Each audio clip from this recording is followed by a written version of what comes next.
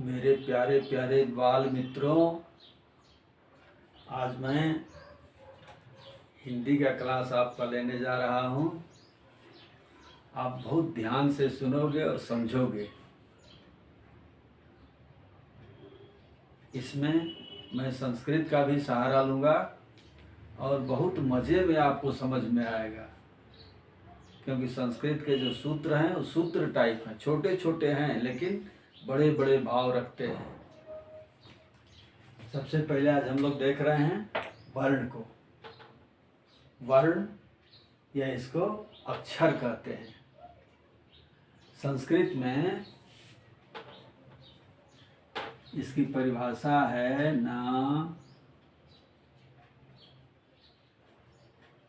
क्षरन्ति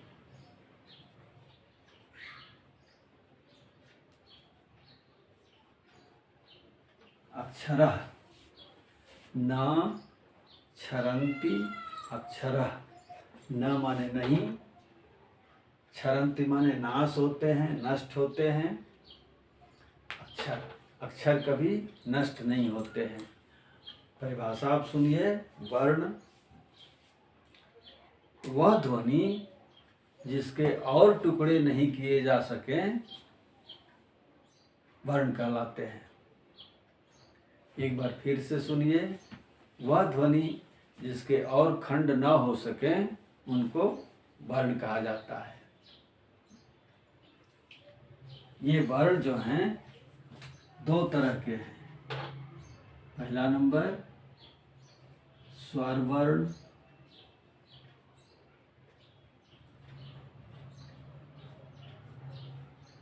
और दूसरा को छोड़िए, पहले स्वर वर्ण को हम लोग देखेंगे।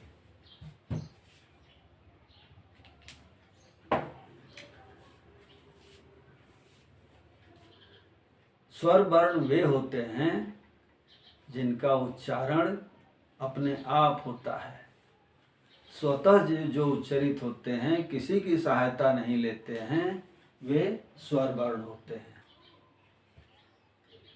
इनकी संख्या हिंदी में 11 मानी गई है।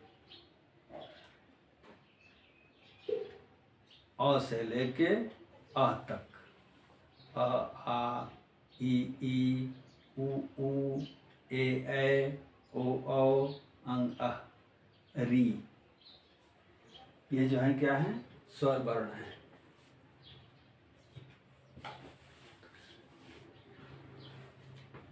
मैं एक बात बोलूँ, थोड़ा मजाक के लहजे में देखिए।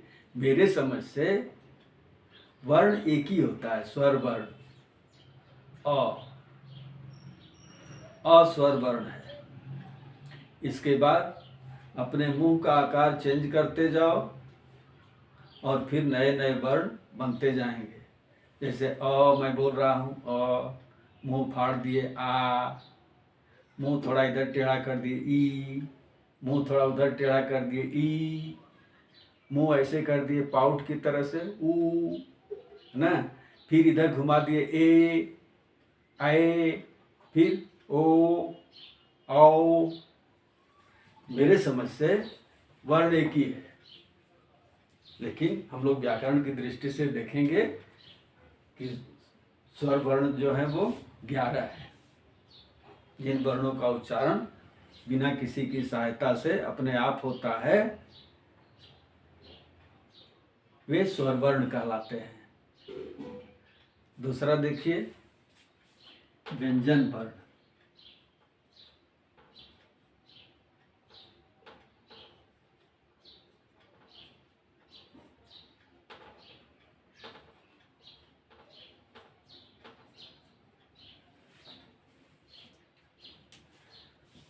जिन वर्णों का उच्चारण स्वतः होना संभव न हो, जो वर्ण अपने आप उच्चरित हो ही न सके, माने बिना स्वरों की सहायता से जिनका उच्चारण हो ही नहीं, ऐसे वर्णों को हम व्यंजन वर्ण कहते हैं। एक बार फिर से सुनिए। जिन वर्णों का उच्चारण बिना स्वर वर्णों की सहायता के संभव न हो वे व्यंजन वर्ण कहलाते हैं। व्यंजन वर्ण जब हम लिखते हैं नीचे, इसको हल वर्ण, संस्कृत में हल वर्ण भी कहते हैं। व्यंजन वर्ण या हल वर्ण, इसका मतलब कोई भी वर्ण हम लिखेंगे उसके नीचे हल का चिन्ह होगा। ये क मैंने लिख दिया, उच्चारण भी हो रहा है क, इसको अगर हम हटा दें तो इसका मतलब क, उसके पीछे पीछे क्या लगा हुआ आ रहा है,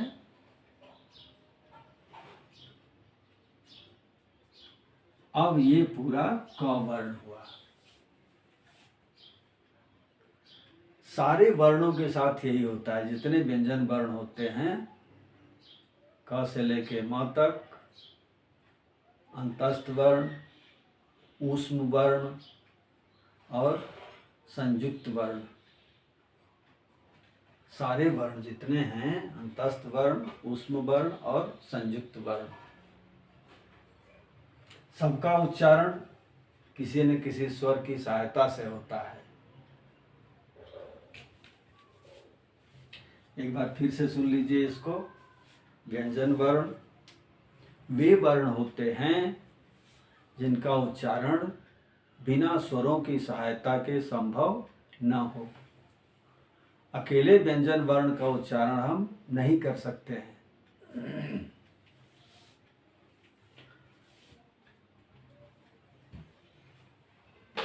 इसको हम मिटाएं। व्यंजन वर्णों को मैंने अभी थोड़ी देर मेरे मुंह से निकला, स्पर्श व्यंजन, अंतस्थ व्यंजन, ऊष्म व्यंजन और संयुक्त व्यंजन। अंतस्थ व्यंजन क्या है? दूसरे का क।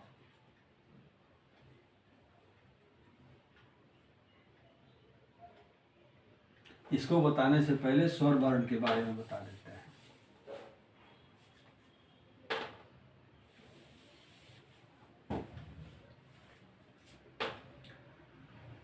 पहला का क,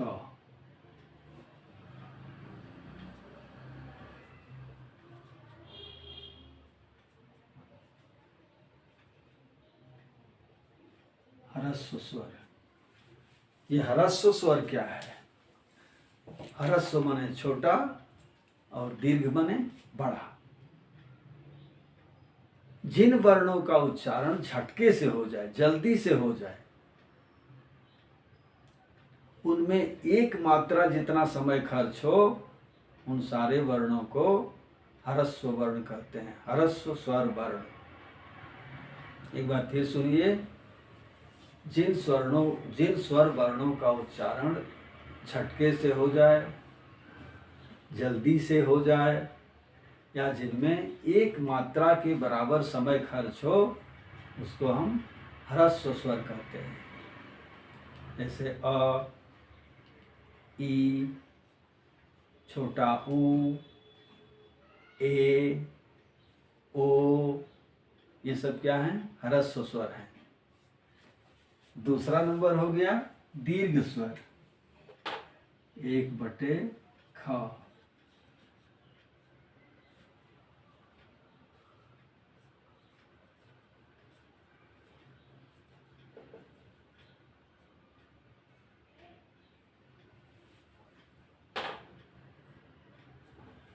जिन स्वर वर्णों का उच्चारण देर तक होता है, माने जिनके उच्चारण में 2 मात्राओं के बराबर समय लगता है,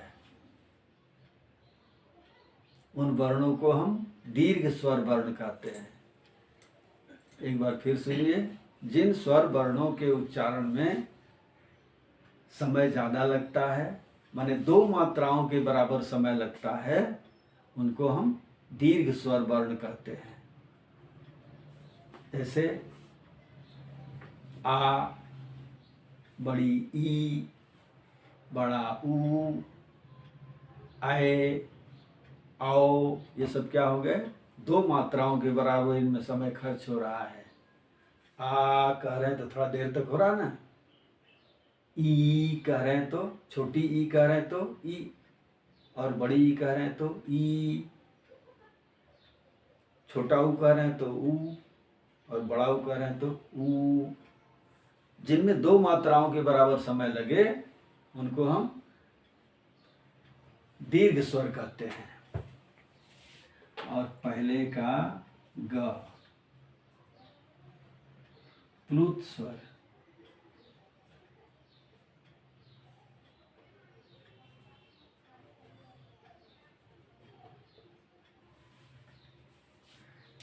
प्लुत स्वर वे होते हैं जिनका उच्चारण काफी देर तक होता है, जिनके उच्चारण में 3 मात्राओं के बराबर स्वर लगता है या 3 मात्राओं से ज्यादा के बराबर समय खर्च होता है। जैसे टीवी में आप लोग कभी कभी प्रचार में देखे हो, मिरंडा का जो प्रचार करता है तो ए ऐसे ऐसे होते जाता है ना, मिरंडा इस तरह से करके, तो ये क्या है? प्लुत स्वर है। हिंदी में ओम जब हम लिखते हैं तो इसका उच्चारण काफी देर तक होता है। ओ, बीच में खंडाकार अ होता है, इसको कैसे लिखते हैं हम? ओ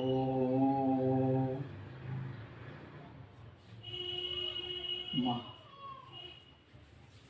ये ई जो होता है ये 2 मात्राओं से अधिक के समय को व्यक्त करता है। ओम, ठीक है। फिर से एक बार सुनिए। प्लुत स्वर वे स्वर वर्ण होते हैं जिनका उच्चारण काफी देर तक होता है,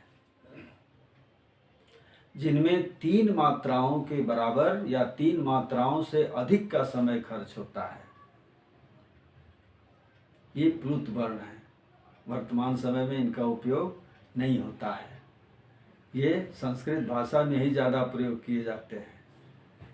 वैदिक भाषा में इनका या वैदिक संस्कृत में इनका ज़्यादा उपयोग होता है।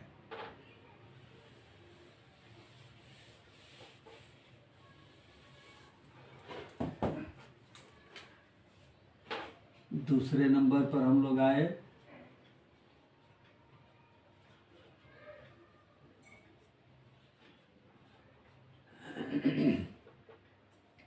व्यंजन वर्ण। परिभाषा इसकी हम आपको बता दिए पहले ही, फिर से एक बार सुन लीजिए। जिन वर्णों का उच्चारण स्वतः न हो, यानी बिना स्वरों की सहायता से जो वर्ण उच्चरित न हो सके, उनको हम व्यंजन वर्ण कहते हैं।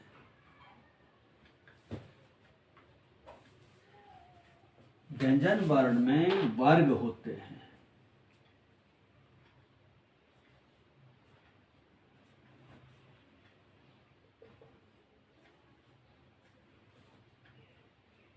कवर्ग, चवर्ग, टवर्ग,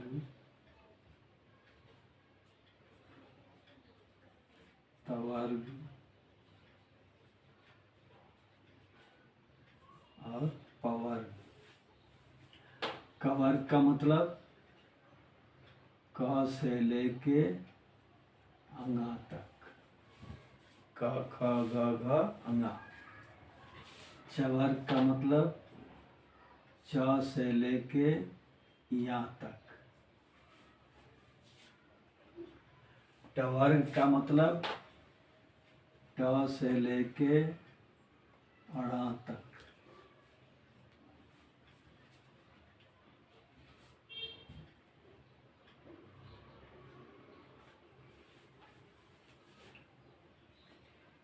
तवर्ग का मतलब त से लेके ना तक, और पवर्ग का मतलब प से लेके मा तक।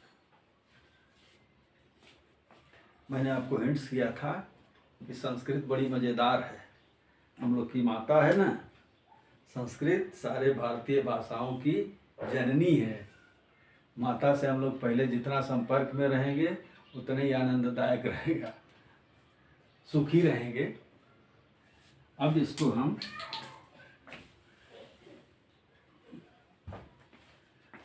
ऐसे कर लें,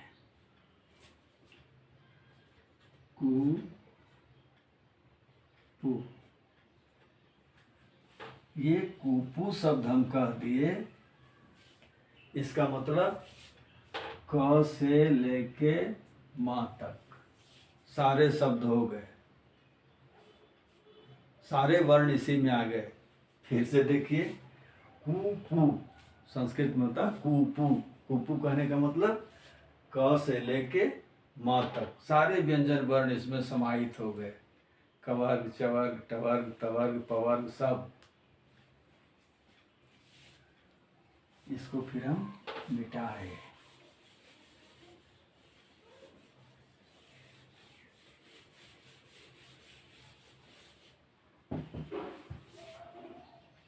व्यंजन वर्ण भी कई तरह के हैं। जैसे स्वर वर्ण 3 तरह के थे, वैसे व्यंजन भी अनेक तरह के हैं। जैसे व्यंजन माने भोजन भी होता है, पता है ना आपको, भोजन भी कई तरह का होता है, वैसे ही व्यंजन भी कई तरह के होते हैं। ये देखिए, व्यंजन वर्ण दूसरे का क, स्पर्श व्यंजन,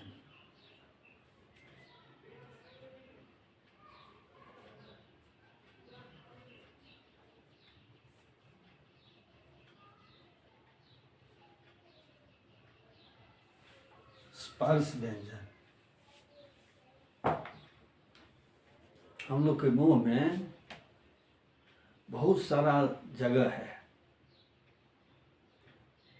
और किसी वर्ण का जब हम उच्चारण करते हैं तो किसी न किसी अवयव को जिह्वा स्पर्श करती है।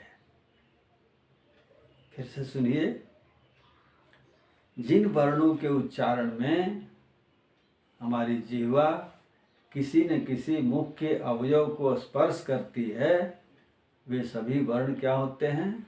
स्पर्श व्यंजन वर्ण होते हैं। एक बार आप फिर सुने। जिन वर्णों के उच्चारण में बोलते समय जिह्वा मुख के किसी न किसी अवयव को स्पर्श करती है, उसे स्पर्श वर्ण कहते हैं। जैसे हम क का उच्चारण करें, क यहाँ से उच्चारित हो रहा है। च का उच्चारण करें तो जीभ तालु को जाके टच करती है, च, छ, ज। यदि ट का उच्चारण करें टवर्ग का, तो जीभ का अगला हिस्सा मूर्धा को जाके स्पर्श करता है। मूर्धा का मतलब हमारे बीच में जो ऊपर में तालु है, तालु के आगे जो लहरदार हिस्सा है उसको मूर्धा कहते हैं। अगर जीभ का अगला हिस्सा उसको जब जाके टच करता है तो इसको मूर्धा कहते हैं, मूर्धन्य वर्ण कहते हैं। यदि प कहें तो देखो ओठ दोनों सट जाएंगे, पूरा पवर्ग का उच्चारण करो, प फ ब भ म। यदि तवर्ग का उच्चारण करें तो जीभ का अगला हिस्सा दांत को टच करेगा, त थ द ध न, तो ये दंत वर्ण हो गया। मेरे कहने का मतलब कि ये सारे वर्ण जो हैं क से लेके म तक मुख के किसी न किसी हिस्से को स्पर्श करते हैं, टच करते हैं, तब जाके इनका उच्चारण सही से हो पाता है। इसलिए इनको स्पर्श व्यंजन कहते हैं, स्पर्श व्यंजन वर्ण। क्लियर? दूसरा नंबर देखिए, दूसरे का ख।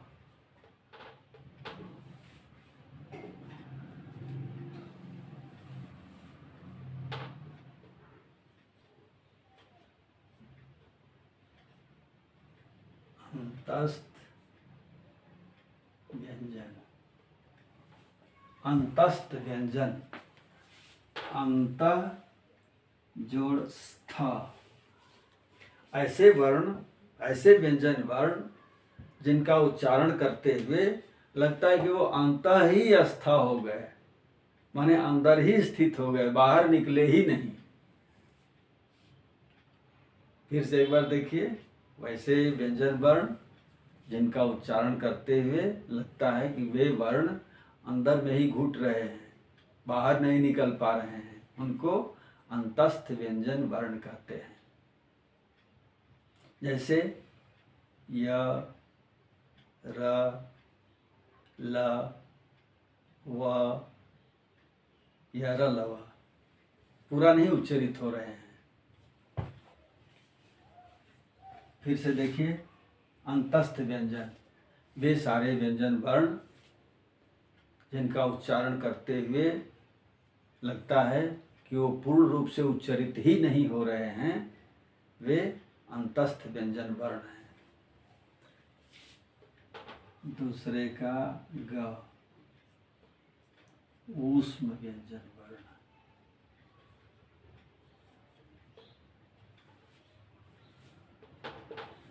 ऊष्म व्यंजन वर्ण, ऊष्म माने ऊष्मा। जिन वर्णों के उच्चारण में ऊष्मा ज्यादा खर्च होती है, ऊष्मा निकलती है, उनको ऊष्म व्यंजन कहते हैं। जैसे घर्षण किए तो ऊष्मा निकली ना, गर्मी, जैसे गर्मी लग रही है, ठीक ऐसे ही जब वही वर्ण उच्चरित होते हैं तो मुंह के विभिन्न हिस्सों से हवा टकराते हुए, रगड़ खाते हुए बाहर निकलती है, तो उसमें ऊष्मा का अनुभव होता है। इसलिए ऐसे व्यंजन वर्णों को ऊष्म व्यंजन वर्ण कहते हैं। जैसे स, श, श और ह,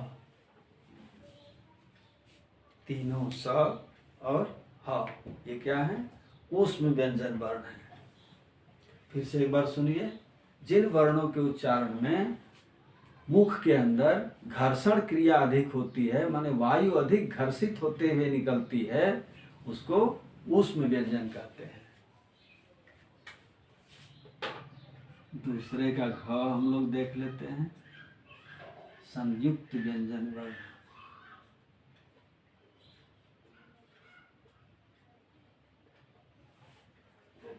संयुक्त माने जुड़ा हुआ। जो व्यंजन वर्ण कई व्यंजनों के संयुक्त होने से बनते हैं, उनको संयुक्त व्यंजन वर्ण कहते हैं। इनमें है कौन कौन? छ, त्र और ज्ञा का ज्ञा। अब इनको देखो, हम अलग करेंगे तो क्या होगा? क,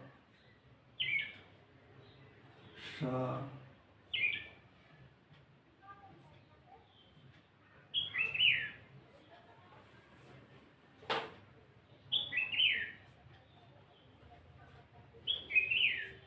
आ बराबर छ। ये क व्यंजन, श व्यंजन और अ स्वर, क्योंकि व्यंजन का उच्चारण तो बिना स्वर के हो नहीं सकता, इसलिए क, श और अ को मिला दिए तो छ। त, र और अ को मिला दिए तो त्र।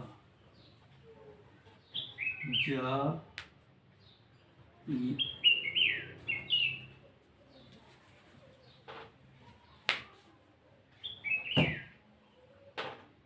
या और अ को मिला दिए तो ज्ञा।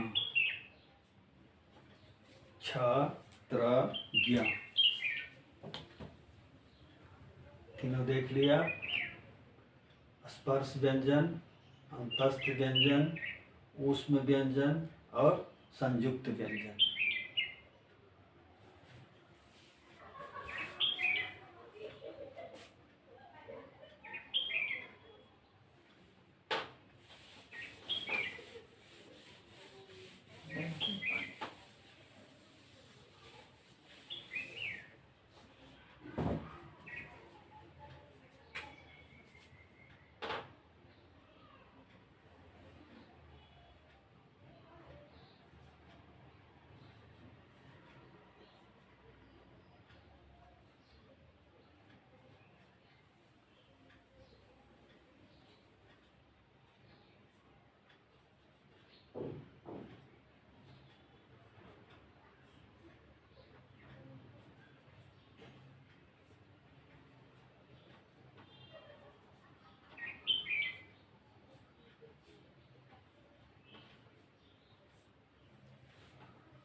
स्वर यंत्र के कंपन के आधार पर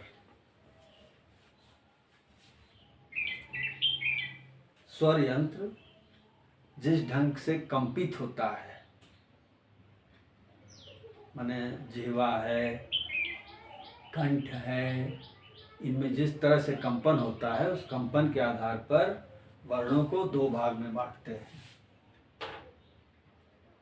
पहला नंबर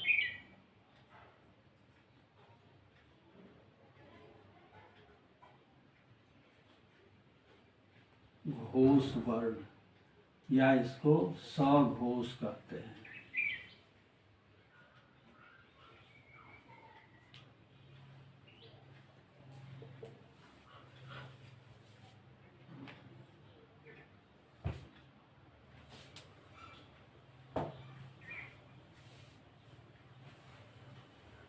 मेरे प्रिय मित्रों, मैंने जो विषय वस्तु आपको दी, यदि वो आपको अच्छी लगी हो तो इस वीडियो को लाइक कर दें और विषय वस्तु को अपने तक ही सीमित नहीं रखें, बल्कि उसको अपने दोस्तों के साथ शेयर करें और मुझसे जुड़े रहने के लिए इस चैनल को सब्सक्राइब कर दें।